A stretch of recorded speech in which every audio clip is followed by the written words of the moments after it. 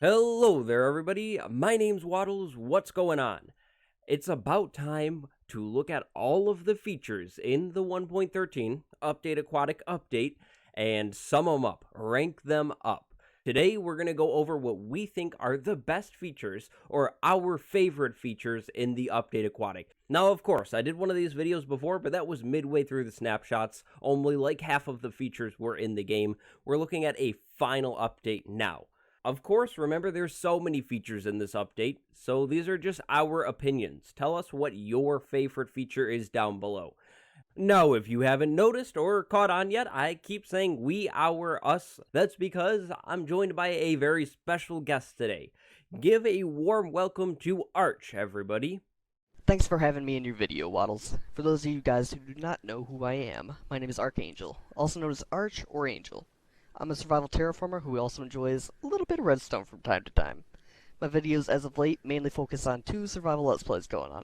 A modded one with some other YouTubers called Magic Sam, and a vanilla one called Mistcraft. But enough about me, let's get on with the show. Coming in at number 5 on our list is the dreaded Phantom. This mob, originally known as Mob B during Minecon Earth, is an undead flying creature that spawns either during a thunderstorm or during nighttime, only if a player hasn't slept for at least 3 days. Pretty scary, huh? Well, thankfully, as of snapshot 18W10D, it burns in the daylight. But something pretty cool that can happen with this mob is if you give it the invisibility effect. The only thing that remains to be seen on the Phantom are its eyes and the smoke particles. So the Phantom counts as part of the hostile mob cap, but because they spawn in relation to where the player is, it doesn't respect it. Now, in order for these mobs to spawn, though, certain criteria needs to be met. First, the player has to be above sea level without a block above their head that blocks light in any way whatsoever. Blocks like leaves will not work due to the fact that they have a light opacity of 2, whereas blocks like glass will work because they have the light opacity of 0. Once that criteria is met, though, the Phantom will spawn in a pack of 1 to 4 at about 20 to 34 blocks above the player and a diameter based around the player of 9 blocks. As each night goes by, they have a chance to spawn in x minus 3 over x. X being the number of nights since the player slept, meaning their chances to spawn on night 3 is 1 over 4, night 4 2 over 5, night 5 3 over 6, and so on and so forth. Now let's go into number 4 of our list. Thanks, Arch. Coming in at number 4 on our list of totally, definitely the best features in 1.13, 100% always agree, is the Trident. No, but seriously, the Trident definitely is pretty cool, don't get me wrong, as are all the other features in this update and on this list. So, the Trident is a new melee and ranged weapon coming in the 1.13 Update Aquatic update. Something that adds to the coolness factor of the Trident is the fact that it has its own enchantments, and the enchantments are pretty cool themselves.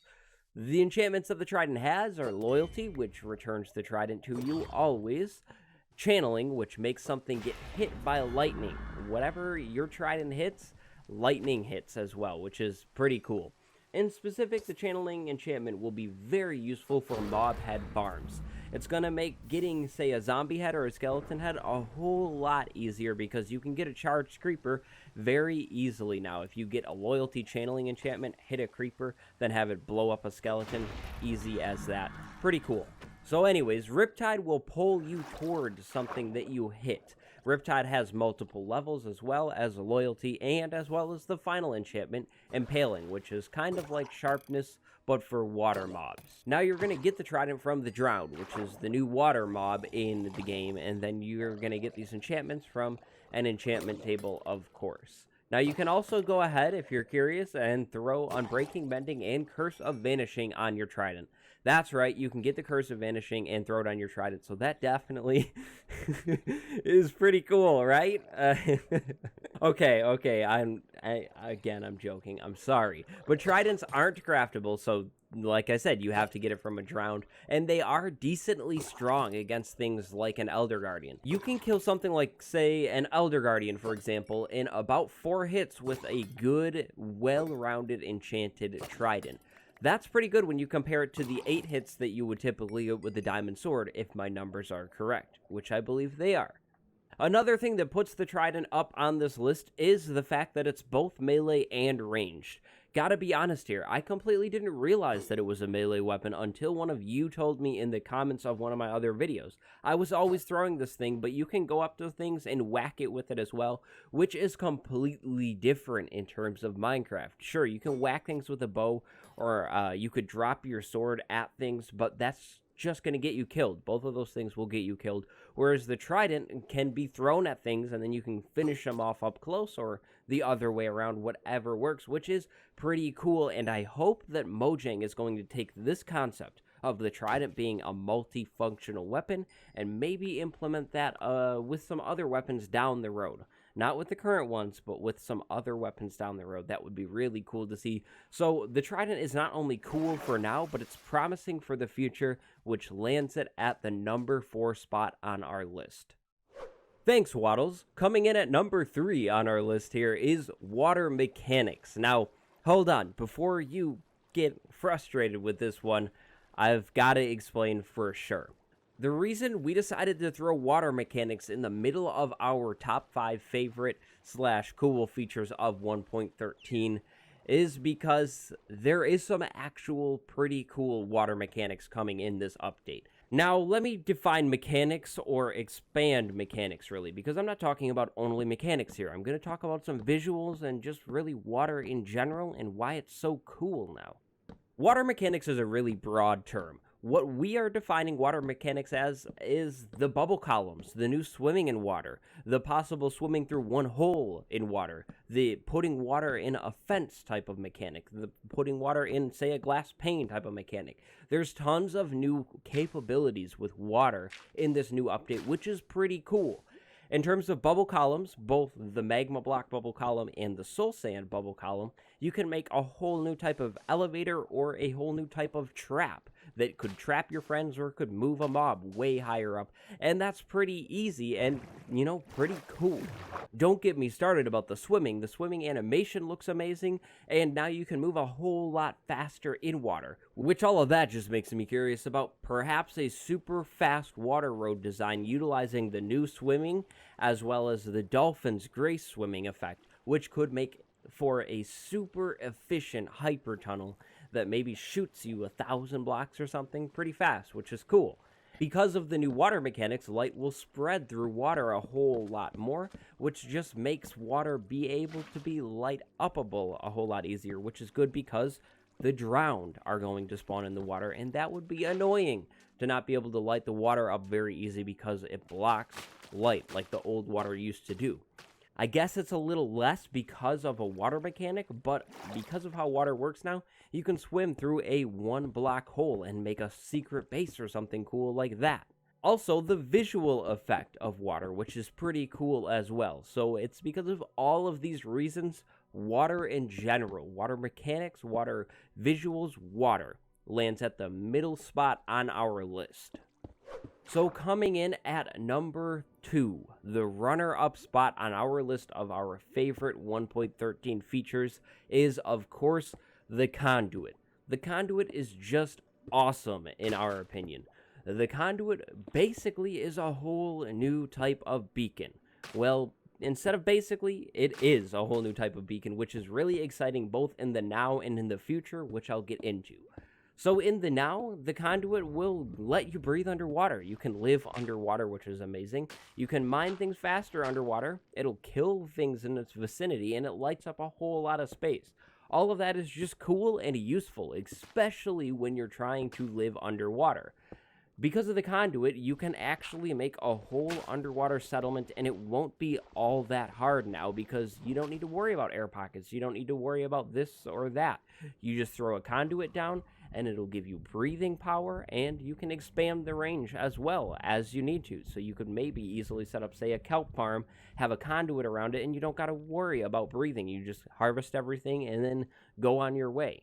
Now, in terms of the future, this perhaps hints at Mojang being willing to add in more beacons that could expand abilities. I could totally see a nether-focused beacon that works in the nether, not a normal beacon that you get from the wither, but a nether beacon, or maybe some kind of sky beacon, or some kind of just cool other beacons that grant you special effects when you're in a certain range, which to me is just very exciting to look at the future and say, hey, because of this feature, maybe this could happen in the future. It's all kind of like a hint, which is really, really cool, and is another reason that Conduit gets thrown here at number 2 on this list of 1.13 features. I'm pretty personally excited for the Conduit, and I'm already trying to plan how I could work towards getting one, because even getting one of the ingredients for the Conduit is fun. The Heart of the Sea is obtained through a treasure hunt, which is just pretty fun and cool as well. So that is number 2, the runner-up to number 1 on our list of 1.13 features. And so, drum roll please, drum roll. Just kidding, don't roll the drums because you'll be waiting a minute. I'm going to go over some runner-ups here, and then I'm going to hand the mic right back over to Arch for number 1 on the list. So, of course, there's a lot of features in 1.13, and we can't cram them all into this top 5 list. Dolphins are really cool. Map markers are awesome for multiplayer. Turtles are really cool because of the whole scoot mechanic and just turtles. I mean, turtles are pretty cool. Drowned are pretty cool, but not because it's another variant of a zombie, because of what it drops and because of its mechanics of spawning underwater. The new block options are pretty cool, meaning the double slabs in creative and all of that kind of stuff. Pretty exciting for builders. And then, of course, coral. Coral has to be in here because it's just so cool. Unfortunately, you can't farm it though, and if you could farm it, it definitely would have made its way into this list somewhere. But coral is not renewable. You have to go find it with a silk touch pick and mine it up, and then it's that. So coral gets on the list in a runner-up spot instead. But now it's back over to Arch for number 1 on this list. And finally, the 1.13 feature that made it to our number 1 spot on this list is the new wood variants. Now I say new as if this is the first time that all these blocks have been in the game before, when in reality the 6-sided log textures, now known as bark blocks, have been in the game since 1.3 when the vertical logs were first introduced. Those blocks, however, haven't been available to be obtained in a world without the help of commands or world edit until 1.13. As a builder who used to use world edit all the time to turn blocks into those unobtainable blocks like the floating flower pots or the smooth stone slabs, this update really makes me happy, but those blocks aren't what this number 1 slot is about. The reason that this feature is in the number 1 spot rather than another one is mainly just personal preferences. Both of us are builders in our own way, and we both thought that this feature would be able to help us the most in 1.13 when it comes to whatever new builds we are wanting to take on in future endeavors. Pretty simple, although in order to actually get the bark blocks you have to combine 4 logs in the 2x2 or 3x3 crafting grid. But that will only give you 3 bark blocks, a little bit of a loss of logs during its creation, but I personally think it's worth it. Then finally in our list, we've got those lovely new buttons, pressure plates, and trapdoors. Now we can take those boring old oak variants of those blocks on our builds and swap them out for something that may match our builds a little bit better. The way that these blocks are obtained is through the same way that you've gotten them in prior versions of Minecraft, except as of 1.13 you are no longer able to mix and match different planks with each other due to the fact that each plank now corresponds to a specific variant of said block you're trying to make. So there we have it, guys. That concludes our top 5 features of 1.13 update. What did you guys think? Which ones would you add? Which ones would you remove? Tell us down below in the comments. But until next time, guys, this has been Arch Ang3l. And me, Waddles. Thank you so much, Arch, for joining me today. Make sure you go check out Arch. I will link him on the end slide here in a few moments, and he will be linked down in the description below if you can't wait a few moments. I think you'll really enjoy what he does over there on his channel. But I think it's time to go now, so go have a good day. And we'll catch you all on the flip side. See ya!